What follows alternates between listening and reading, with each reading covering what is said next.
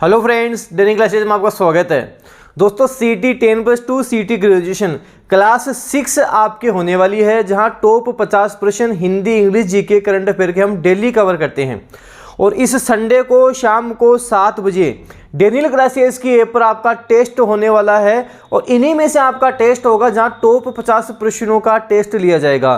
तो संडे शाम को 7 बजे डेनियल क्लासेस की ऐप आप डाउनलोड कर लें, अभी डाउनलोड करके रखें। संडे को आप सभी को टेस्ट देना है। ये फर्स्ट टेस्ट है जो सभी के लिए फ्री रहने वाला है, सभी के लिए बिल्कुल फ्री रहेगा ये फर्स्ट टेस्ट। तो आप जरूर डेनियल क्लासेस की ऐप डाउनलोड करें, 5 स्टार रेटिंग जरूर दें, सभी को टेस्ट देना है। एग्जाम लेवल के अकॉर्डिंग यहाँ सारा सब कुछ करवाया जाएगा। तो चलिए दोस्तों क्लास 6 हम देख लेते हैं। इससे पहले जो 5 क्लासेज हो चुकी हैं उन सबकी पीडीएफ आपको डेनियल क्लासेस के टेलीग्राम चैनल पे मिलेगी, वहां से आप पीडीएफ देख सकते हैं। तो चलिए क्लास हम शुरू करते हैं। पहला प्रश्न है कि पंछीड़ा गीत किसके द्वारा गाया गया। पंछीड़ा गीत किसके द्वारा गाया गया आपको बताना है। किसान आंदोलन से संबंधित कुछ प्रश्न आज हमने लिए हैं। पंछीड़ा गीत तो माणिक्यलाल वर्मा द्वारा गाया गया था। माणिक्यलाल वर्मा ने पंछीड़ा गीत गाया था। ऑप्शन फर्स्ट हो जाएगा। एक देखा कि साधु सीताराम दास, ध्यान रखना इन्होंने मित्र मंडल संगठन की स्थापना की थी। एक बार एग्जाम में पूछा गया था कि मित्र मंडल संगठन की स्थापना किसने की थी। साधु सीताराम दास ने ही की थी। पंछीड़ा गीत किसने गाया। माणिक्यलाल वर्मा ने गाया था। What are the Indian states किसकी पुस्तक है। विजय सिंह पथिक की पुस्तक है। What are the Indian states, Vijay Singh Pathik, जिनका मूल नाम भूप सिंह गुज्जर था। मूल नाम क्या था। भूप सिंह गुज्जर था, जो उत्तर प्रदेश के बुलंदशहर के गुठावली गांव से थे। आपको ध्यान रखना है राजस्थान से नहीं थे। मूल नाम इनका भूप सिंह गुज्जर था, विजय सिंह पथिक नहीं था। कई बार एग्जाम में पूछ लेते हैं। ऑप्शन फर्स्ट विजय सिंह पथिक, जिन्होंने नवीन राजस्थान, तरुण राजस्थान समाचार पत्र इन्हीं के हैं, ये भी एग्जाम में पूछा जाता है। अगला है कि हमारे देश को सबसे पहले झंडा गीत देने का श्रेय किसे दिया जाता है। हमारे देश को सबसे पहले झंडा गीत किसने दिया था। विजय सिंह पथिक ने ही दिया था। ऑप्शन फर्स्ट विजय सिंह पथिक द्वारा ही दिया गया था। देखो किसान आंदोलन से संबंधित कुछ प्रश्न है जो कई बार आपसे एग्जाम में पूछे गए, आगे भी पूछे जाएंगे। जैसे बिजोलिया किसान आंदोलन का जनक किसे कहा जाता है। जब पूछे कि बिजोलिया किसान आंदोलन का जनक किसे कहते हैं, हमें उत्तर देना है साधु सीताराम दास को कहते हैं। साधु सीताराम दास। जब आपसे पूछे कि किसानों पर चौरी कर किसने लगाया था, बेटी की शादी पर 5 रुपए कर देना पड़ेगा, ये चौरी कर किसने लगाया था, तो ध्यान रखना राव कृष्ण सिंह ने चौरी कर लगाया था। राव कृष्ण सिंह ने चौरी कर लगाया था। पूछा जाएगा कि उत्तराधिकार शुल्क, जिसे हम तलवार बंधाई बोलते थे, ये कर किसने लगाया था। ये कर राव पृथ्वी सिंह ने लगाया था। राव पृथ्वी सिंह ने तलवार बंधाई, उत्तराधिकार शुल्क लगाया था। राव पृथ्वी सिंह, आपको नाम ध्यान रखना है। आदिवासियों का मसीहा किसे कहते हैं। आदिवासियों का मसीहा कहते हैं बाबूजी इन्हें कहा जाता है। हम बात करें हैं मोतीलाल तेजावत के बारे में। मोतीलाल तेजावत एकी आंदोलन, भूमट भील आंदोलन लेकर आए थे। एकी आंदोलन, भूमट भील आंदोलन लेकर आए थे। तो मोतीलाल तेजावत आदिवासियों के मसीहा और बाबूजी कहलाते हैं। ऑप्शन फर्स्ट हमारा सही उत्तर होगा। संप सभा की स्थापना किसने की थी। संप सभा 1883 स्थापना गोविंद गिरी ने की थी। संप सभा की स्थापना 1883 में गोविंद गिरी ने की थी, जिनके समय 1913 में मानगढ़ हत्याकांड हुआ था, जिसे हम राजस्थान का जलियांवाला बाग हत्याकांड कहते हैं। पूछा जाता है राजस्थान का जलियांवाला बाग हत्याकांड कहलाता है। मानगढ़ हत्याकांड ही राजस्थान का जलियांवाला बाग हत्याकांड कहलाता है। तो ऑप्शन स गोविंद गिरी सही उत्तर होगा। बागोर की सभ्यता निम्न में से किस जिले में स्थित है। देखो पूछा जाए बागोर की सभ्यता, उत्तर करना है भीलवाड़ा। पूछा जाए बागोर की हवेलियां कहाँ हैं, बागोर की हवेलियां उदयपुर में हैं। बागोर सभ्यता भीलवाड़ा, बागोर की हवेलियां उदयपुर, आपको ध्यान रखना है। Option first Bhilwara. एक देर का जैसलमेर, जैसलमेर के बारे में कई बार बताता हूँ। स्वर्ण नगरी कहते हैं, हवेलियों का शहर कहते हैं, झरोकों का शहर कहते हैं, रेगिस्तान का गुलाब कहते हैं, राजस्थान का अंडमान इसे कहा जाता है। तो ये सारी चीज़ें आपको ध्यान रखना है। बागोर भीलवाड़ा जिले की नदी के कांठे पर स्थित है। बागोर की सभ्यता भीलवाड़ा कोठारी नदी के किनारे, तो इसका उत्तर स कोठारी हो जाएगा। बागोर सभ्यता भीलवाड़ा कोठारी नदी के किनारे। बागोर हवेलियां पूछेगा तो हमारा उत्तर उदयपुर होगा। राजस्थान में जल द्वारा अपर्दन सर्वाधिक किस नदी से होता है? जल द्वारा जो सर्वाधिक अपर्दन होता है वो चंबल नदी द्वारा किया जाता है। चंबल नदी द्वारा अपर्दन होता है। देखो क्या होता है, जब नदी बहती है, जब उसका जल बह रहा है, तो जो मिट्टी का जो ऊपरी आवरण है, ऊपर की जो परत होती है, उसकी बजाय जब गहरे गहरे गड्ढे बनना शुरू हो जाते हैं, पानी के बहाव से गहरे गहरे गड्ढे बनना शुरू हो जाते हैं, उसे हम अपर्दन कहते हैं। वही अवनालिका अपर्दन कहलाता है, उसे ही अवनालिका अपर्दन कहते हैं। और इस प्रक्रिया से जब संपूर्ण क्षेत्र ही कट फट जाता है, संपूर्ण क्षेत्र ही कट फट जाता है, तो इसे हम बीहड़ या उत्खाद भूमि कहते हैं। तो सर्वाधिक अवनालिका अपर्दन चंबल नदी, सर्वाधिक बीहड़ या उत्खाद भूमि चंबल नदी द्वारा की जाती है। ये भी आपको ध्यान रखना है। संपूर्ण क्षेत्र कट फट जाता है, बेडलैंड टोपोग्राफी कहती है, इसे हम डांग क्षेत्र कह देते हैं। राजस्थान में पूर्णतः बहने वाली सबसे लंबी नदी तथा सर्वाधिक जल ग्रहण क्षेत्र वाली नदी कौन सी है? देखो इसमें चंबल नदी आंसर क्यों नहीं हो रहा है? पूछा है कि राजस्थान में पूर्णतः बहने वाली, जो केवल राजस्थान में ही बहती है। चंबल राजस्थान में थोड़ी बहती है, चंबल तो एमपी में भी, राजस्थान में भी, यूपी में भी। इसमें पूछा है कि राजस्थान में पूर्णतः बहने वाली, तो राजस्थान में पूर्णतः बहने वाली का नाम आएगा तो बनास हमारा उत्तर होगा। बनास नदी ऑप्शन ब हमारा उत्तर होगा। राजस्थान में पूर्णतः बहने वाली सबसे लंबी नदी तथा सर्वाधिक जल ग्रहण क्षेत्र वाली नदी बनास नदी, वंद की आशा, वर्णाशा आदि नामों से जिसे हम जानते हैं। बनास इसका सही उत्तर होगा। एक देर का आपके ऑप्शन में घग्गर है। घग्गर के बारे में भी कई बार बताता हूं। कालीबंगा सभ्यता घग्गर नदी के किनारे विकसित हुई थी। कालीबंगा सभ्यता की खोज अमलानंद घोष ने की थी। उत्खनन का कार्य बीबी लाल व बीके थापर ने किया था। घग्गर नदी को मृत नदी, नट नदी, हकरा, दृष्टदती, सरस्वती आदि नामों से जानते हैं। मृत नदी, नट नदी, हकरा, दृष्टदती, सरस्वती आदि नामों से घग्गर नदी को जाना जाता है। आपको ध्यान रखना है। कटिबंधु के नाम से निम्न में से कौन सा राजा प्रसिद्ध था? विद्वानों का आश्रयदाता होने के कारण इन्हें कटिबंधु या कवि बंधु के नाम से जाना जाता था। हम बात करें हैं विग्रहराज चतुर्थ बिसलदेव की, जिनके काल को चौहानों का स्वर्ण युग कहा जाता है। विग्रहराज चतुर्थ के काल को चौहानों का स्वर्ण युग कहा जाता है, जिन्होंने स्वयं ने संस्कृत में हरिकेली नाटक की रचना भी की थी। इनके हम बात करें दरबारी कवि सोमदेव ने विग्रहराज चतुर्थ ललित विग्रहराज की रचना की थी। इनके दरबारी कवि थे सोमदेव, जिन्होंने ललित विग्रहराज की रचना की थी। इन्होंने अजमेर में एक संस्कृत पाठशाला का निर्माण करवाया था, जिसे कुतुबुद्दीन ऐबक तोड़कर उसे 2.5 दिन का झोपड़ा में परिवर्तित कर देता है। 2.5 दिन का झोपड़ा बनाता है। अच्छा, इसका 2.5 दिन का झोपड़ा नाम क्यों पड़ा?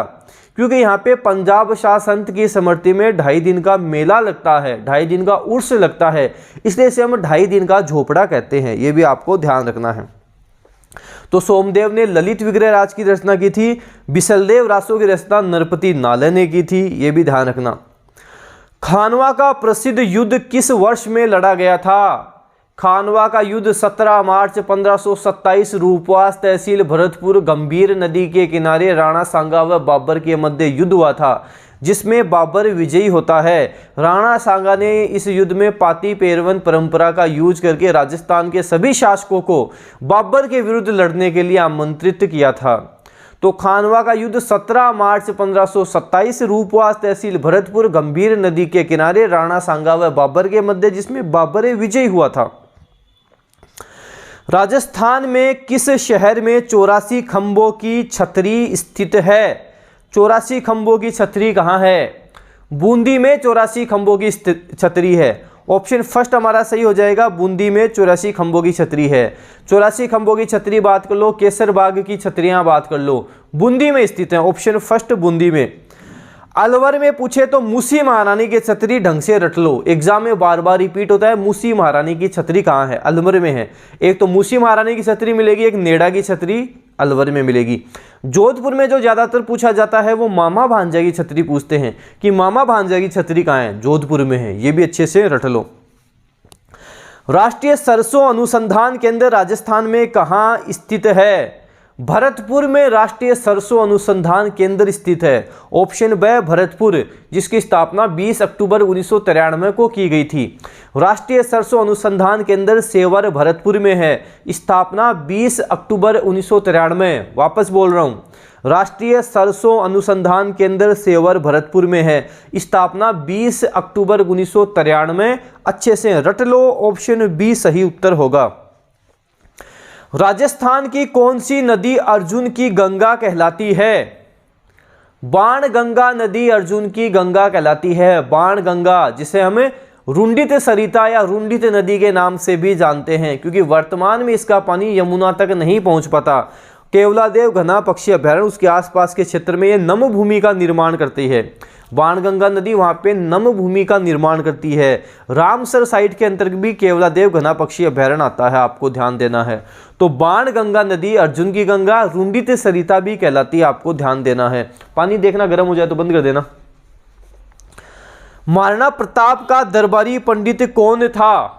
महाराणा प्रताप का दरबारी पंडित तो चक्करपाणी मिश्र था। कौन था? चक्करपाणी मिश्र था, जिनकी रचनाएं हैं विश्व वल्लभ, मुहूर्तमाला, व्यवहार दर्शन, राज्याभिषेक पद्धति।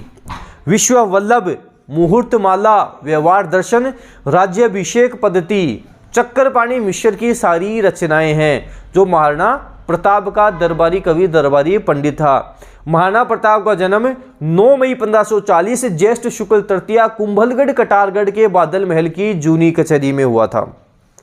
महाराणा प्रताप की मृत्यु 1597 में हुई थी। राजस्थान की दूसरी सबसे ऊंची चोटी शेर की ऊंचाई भी 1597 है। तो राजस्थान का शेर महाराणा प्रताप, याद रख लेना। शेर की ऊंचाई भी 1597 मीटर ही है, ये भी आप साथ साथ ध्यान रखना। अब हम थोड़ी हिंदी की बात करते हैं, कुछ हिंदी के क्वेश्चंस देखते हैं। निम्न में से रंभा का पर्यायवाची शब्द क्या होगा? रंभा, कदली, गजवसा किसको बोलोगे? भानुफल किसको बोलोगे? केले को बोलेंगे। तो ऑप्शन फर्स्ट केला हमारा सही उत्तर हो जाएगा। रंभा, गजवसा, भानुफल, कदली केला को बोला जाता है। निम्न में से भेंक का पर्यायवाची शब्द क्या होगा? भेंक किसको बोलते हैं? भेंक बोलते हैं, मंडुक बोलते हैं, दादुर बोलते हैं, मेंढक को बोला जाता है। भेंक, मंडुक, दादुर मेंढक के पर्यायवाची शब्द होते हैं। ऑप्शन ब मेंढक के पर्यायवाची शब्द होते हैं। फर्स्ट ऑप्शन दे रखा आम। आम के मैंने क्या बताए थे? पिक बद्दू बोलते हैं, मधुदूत बोलते हैं, रसाल बोलते हैं। पिक बंधु, मधुदूत, रसाल आम को बोलते हैं। एक दे रखा रेना। रेना रात को बोलते हैं, रात को बोलते हैं। शर्वरी, रेना, विभावरी रात को बोलते हैं। रजनी बोल सकते हो, निशा बोल सकते हो। कपी, कपी बंदर को बोलते हैं। कपी वानर हम बंदर को बोलते हैं, आपको ध्यान रखना है। वसुंधरा का पर्यायवाची शब्द क्या होगा? वसुंधरा धरती को बोला जाता है। वसुंधरा बोल सकते हो, इला बोल सकते हो, वसुधा बोल सकते हो, अवनी भी बोल सकते हो। तो ऑप्शन स अवनी हमारा सही उत्तर ऑप्शन स हो जाएगा। अमृत का पर्यायवाची शब्द बताना है। अमृत, अमी, अमीय, पीयूष, सुधा, सोम, सुरभोग। अमृत के क्या होंगे? अमी, अमीय, पीयूष, सुधा, सोम, सुरभोग। अमृत के पर्यायवाची शब्द होते हैं अमी, अमीय, पीयूष, सुधा, सोम, सुरभोग। अमृत को बोलते हैं। उपरोक्त सभी हमारा सही उत्तर होगा। विलोम शब्द बात करेंगे। विलोम शब्द अघ, अनघ, अघ का अनघ, अघ का अनघ, अघ का अनघ। अघ का विलोम शब्द क्या होगा? अनघ होगा। अघ का विलोम शब्द अनघ होगा। अघ का विलोम शब्द अनघ हो जाएगा। ऑप्शन स हमारा सही उत्तर होगा। प्रत्येक में कौन सा समास है? प्रत्येक, हर एक, प्रत्येक, हर एक, जिसमें प्रथम पद प्रधान होता है, महत्वपूर्ण होता है। प्रथम पद अव्यय हो सकता है, उपसर्ग हो सकता है, और ये प्रथम पद ही प्रधान होता है। प्रत्येक, प्रति आपको ध्यान रखना है। अव्ययी भाव समास। तो ये जो प्रत्येक है ये प्रत्येको नहीं हो सकता, इसे प्रत्येको नहीं बोलेंगे। आपको अव्ययी भाव समास से ध्यान रखना है। प्रथम पद अव्यय होता है, महत्वपूर्ण होता है, उपसर्ग भी हो सकता है। अव्ययी भाव समास, ऑप्शन फर्स्ट हमारा सही उत्तर होगा। मुनि श्रेष्ठ में कौन सा समास है? मुनि श्रेष्ठ, मुनियों में श्रेष्ठ, मुनि श्रेष्ठ, मुनियों में श्रेष्ठ। अधिकरण तत्पुरुष समास, अधिकरण में पर, तो मुनि श्रेष्ठ, मुनियों में श्रेष्ठ, अधिकरण तत्पुरुष समास हो जाएगा। मुनि श्रेष्ठ, मुनियों में श्रेष्ठ। पीतांबर में कौन सा समास है? पीतांबर, पीले हैं अंबर जिसके, पीले हैं वस्त्र जिसके। यहाँ विष्णु की बात हो रही है, तीसरा ही अर्थ निकले। पीले हैं वस्त्र जिसके, विष्णु, बहुव्रीहि समास यहाँ हो जाएगा। जब तीसरा ही अर्थ निकलता हो, बहुव्रीहि समास वहाँ होता है। ऑप्शन फोर्थ बहुव्रीहि समास हो जाएगा। शुद्ध शब्द का चयन करें। अक्षोहिणी, अग्नि, आयु सभी शुद्ध है, बताओ। अक्षोहिणी भी शुद्ध है, अग्नि भी शुद्ध है, आयु भी शुद्ध है, सभी शब्द यहाँ पे शुद्ध लिखे गए हैं। शुद्ध शब्दों को अच्छे से सीखना है तो लिख लिख कर प्रैक्टिस करो, बार बार प्रैक्टिस करो, तभी अच्छे से सीख पाओगे, तभी आपके शब्द शुद्धि वाला टॉपिक अच्छा होगा। लिख लिख कर आपको प्रैक्टिस करनी ही पड़ेगी। अगला है कि निम्न में से शुद्ध शब्द है। एक्य तो गलत है, मात्रा आएगी ऊपर। ऐच्छिक भी गलत है, मात्रा आएगी। ऐतिहासिक होता है ये, ऐतिहासिक बोलते हैं, मात्रा आएगी, ये भी गलत है। त्योहार बिल्कुल सही लिखा हुआ है। त्योहार में एक ही मात्रा आती है, सिंगल ही मात्रा आती है, तो केवल त्योहार सही लिखा हुआ है, बाकी सारे यहाँ गलत लिखे हुए हैं। अब बात करते हैं आपके हम लोकोक्ति कहावते के बारे में। अपनी पगड़ी अपने हाथ का क्या अर्थ है? अपनी पगड़ी अपने हाथ, अपना सम्मान बनाए रखना अपने ही हाथ में होता है। बोलते हैं ना, अपनी पगड़ी अपने हाथ। किसी को अपशब्द मत बोलो, बुरे शब्द मत बोलो, अपनी पगड़ी अपने ही हाथ में होती है। अपना सम्मान बनाए रखना अपने ही हाथ में होता है। तो ऑप्शन से अपना सम्मान अपने हाथ में ही होता है। अपना सम्मान बनाए रखना अपने ही हाथ में है, अपनी पगड़ी अपने हाथ। शब्द युगम का सही अर्थ आपको बताना है। अमल और अम्ल, अमल और अम्ल सही आपको बताना है। तो अमल का मतलब होता है स्वच्छ और अम्ल का मतलब होता है खटास। अमल स्वच्छ, अम्ल खटास। ऑप्शन द हमारा सही उत्तर हो जाएगा। अब कुछ संधि के प्रश्न हमने लिए हैं, संधि आपको बतानी है। स्वच्छ में कौन सी संधि है? स्वच्छ स्वल्प कौन सी संधि होती है? स्वच्छ कैसे बनेगा? सु प्लस अच्छ से स्वच्छ बन जाएगा, मतलब यवर वाली संधि है, यण स्वर संधि है। ऑप्शन फर्स्ट स्वर संधि। स्वच्छ में स्वर संधि है। वैसे भी संधि की क्लासेस ऐप पर मैं आपको सारी करवा भी चुका हूं। सदगति में कौन सी संधि? सदगति में संधि है, संधि विच्छेद इसमें बताना आपको। संधि विच्छेद क्या है? सदगति, सदगति शब्द कैसे बना? सत प्लस गति से बना है, क्योंकि तय अपने तीसरे में चेंज होगा, तो तय का तीसरा तय थे द होता है, तो सत प्लस गति से सदगति बन गया।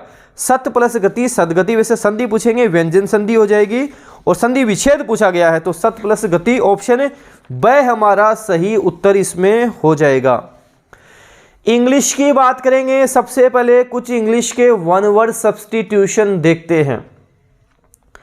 वन हु लैक्स करेज, जिसमें करेज नहीं होता है, आत्मविश्वास नहीं होता है।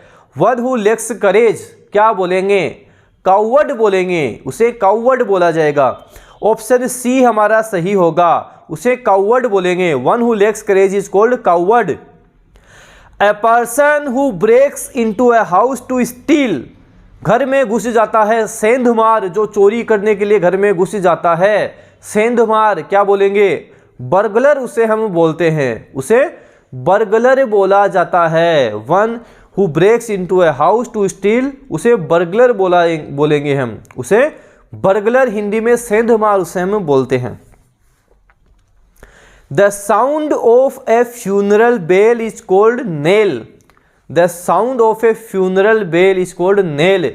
जो हम अंतिम संस्कार संबंधित ये सारे काम करते हैं, तो the sound of a funeral bell is called knell. KNELL, option B सही उत्तर होगा। नेल इसे हम बोलते हैं।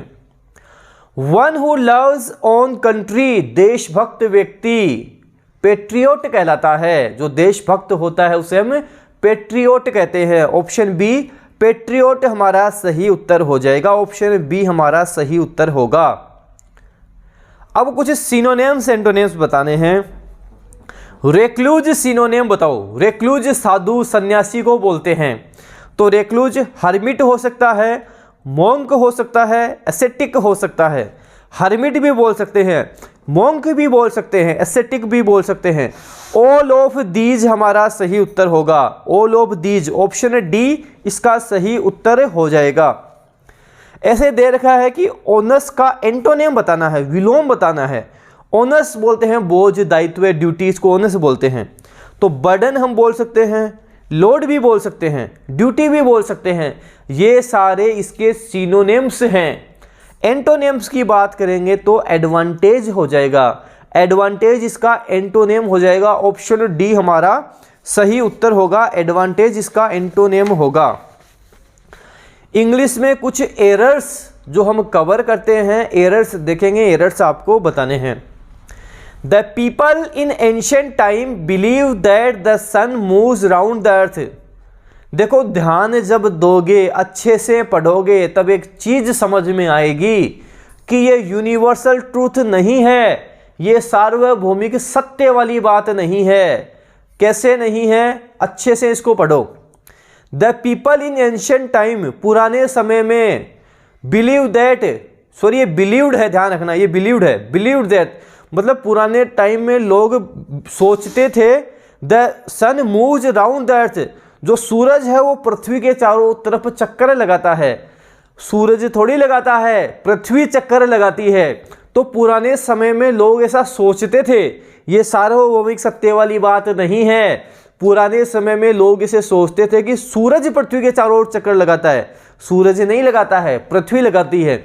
तो ये सार्वभौमिक सत्य नहीं है। The people in ancient time believed that the sun moved around the earth. Moved यहां हो जाएगा, MOVES नहीं होगा, मूव्ड यहां हो जाएगा। सेकंड फॉर्म यहां हम लगाएंगे। अगला है कि when I was a child I used to playing cricket. When I was a child I used to playing cricket, सही है क्या? जब मैं बच्चा था तब मैं क्रिकेट खेलता था, गलत है। I used to play cricket होगा। आई यूज्ड टू, जब पास्ट की हैबिट की बात होगी तो यूज्ड टू के बाद में हम बात करेंगे, फर्स्ट फॉर्म आएगी, आई यूज्ड टू प्ले होगा। लेकिन जब मैं प्रेजेंट की हैबिट की बात करूंगा, I am used to playing cricket होगा। जब प्रेजेंट हैबिट की बात होगी तो I am used to playing cricket होगा, ध्यान देना। और जब पास्ट की बात होगी I used to play cricket होगा। प्रेजेंट की बात करेंगे तब जीरंड ING वाली फॉर्म आती है। तो यहाँ पे प्लेइंग नहीं, प्ले होगा। I am feeling you are wrong. I am feeling you are wrong, गलत है। आई एम फीलिंग नहीं होता, I feel you are wrong होगा। I feel you are wrong. जैसे हेट का हेटिंग नहीं होता, लव का लविंग नहीं होता। तो आई फील यू आर रोंग सही होगा। She is suffering from fever since Monday. She is suffering from fever since Monday. Since 4 का प्रयोग हो रहा है। यहाँ पे हम बात करेंगे she is suffering, present perfect continuous tense होगा। Present perfect continuous. She has been suffering from fever since Monday. She has been, has क्यों आया? क्योंकि यहाँ पे शी सिंगुलर है, इसलिए हम हैज लगाएंगे। She has been suffering from fever since Monday सही होगा। It is high time you should study. It is time, it is high time, उसके बाद में वर्ब की सेकंड फॉर्म हम लगाते हैं। It is high time you studied होगा, यू शुड स्टडी नहीं होगा। It is high time you studied. It is high time you studied. अब तो तुमको पढ़ ही लेना चाहिए। It is high time you studied. अब कुछ करंट अफेयर्स हम कवर करते हैं। मोस्ट इंपोर्टेंट करंट अफेयर्स जो हम देखते हैं। राजस्थान के नाथद्वारा में किस नाम से विश्व की सबसे ऊंची शिव प्रतिमा का लोकार्पण मुख्यमंत्री अशोक गहलोत ने किया? कहाँ किया? नाथ द्वारा राजसमंद में किया। शिव जी की सबसे ऊंची प्रतिमा है, नाम क्या दिया है? विश्वास स्वरूपम नाम दिया गया है। ऑप्शन बी विश्वास स्वरूपम इसको नाम दिया गया है। और वेरी वेरी इंपॉर्टेंट ये प्रश्न है, एग्जाम में आपको ये प्रश्न देखने को मिल जाएगा। विश्वास स्वरूपम इसको नाम दिया गया है। विश्व पोलियो दिवस कब मनाया जाता है? 24 अक्टूबर को विश्व पोलियो दिवस हम मनाते हैं। कब मनाते हैं? 24 अक्टूबर को विश्व पोलियो दिवस। ऑप्शन से 24 अक्टूबर हमारा सही उत्तर हो जाएगा। अगला है कि ओजोन दिवस मनाया जाता है। ओजोन दिवस हम कब मनाते हैं? तो 16 सितंबर को ओजोन दिवस मनाया जाता है। 16 सितंबर हमारा सही उत्तर हो जाएगा। हाल ही में अंडर 23 विश्व कुश्ती चैंपियनशिप में स्वर्ण पदक जीतने वाले पहले भारतीय रेसलर कौन बन गए? अमर शेरावत बन गए हैं। ऑप्शन बी अमर शेरावत अंडर 23 विश्व कुश्ती चैंपियनशिप में स्वर्ण पदक जीतने वाले पहले भारतीय रेसलर बन गए हैं। हाल ही में राजस्थान स्थापना दिवस कब मनाया गया?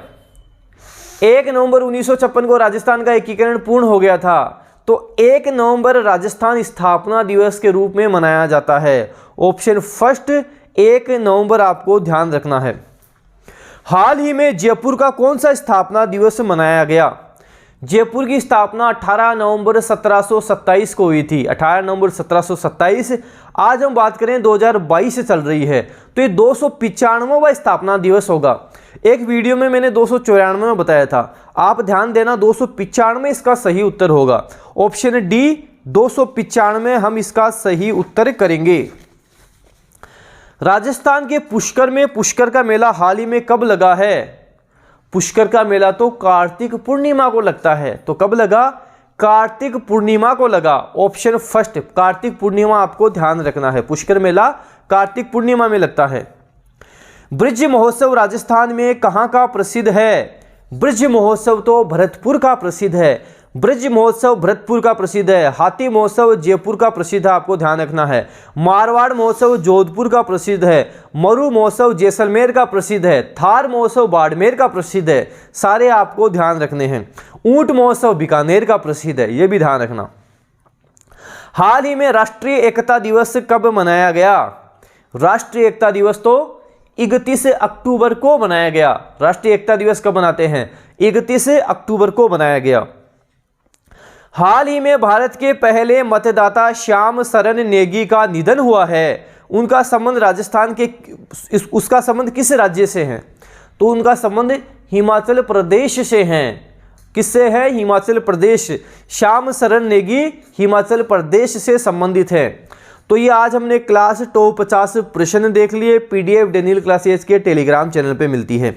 सीटी 10+2 सीटी ग्रेजुएशन टॉप 15 टेस्ट सीरीज आप डेनियल क्लासेस की ऐप पर जाओ, परचेज कर लो। बेस्ट टेस्ट मिलेंगे, 50% डिस्काउंट मिल रहा है, आप टेस्ट वहां दे सकते हैं। वीडियो जितना ज़्यादा उसके शेयर करना है, लाइक करना है। अगर आप डेनियल क्लासेस यूट्यूब चैनल पे नए हो, सब्सक्राइब के साथ साथ बेल आइकन भी प्रेस कर लेना। इससे क्या होगा, कोई भी न्यू अपडेट आएगी वो आपको तुरंत मिल जाएगी। धन्यवाद।